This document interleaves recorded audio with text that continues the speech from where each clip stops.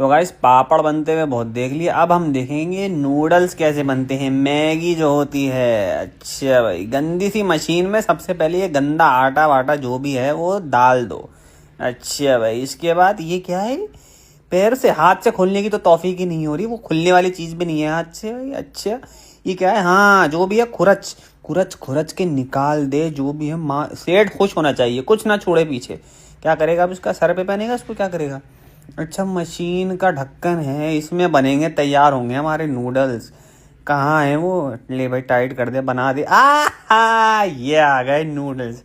और कर लो फरमाइशें अपनी अम्मा से, अम्मा मैगी खाऊंगी, खा ले मैगी। और ये जाएगी डायरेक्ट। अब फुरकान भाई की टेबल पे जो बैठे हुए ऑफिस में, उनको मैगी खाने का शौक है, खाएंगे। लो फिर डाल दी मैगी मशीन में।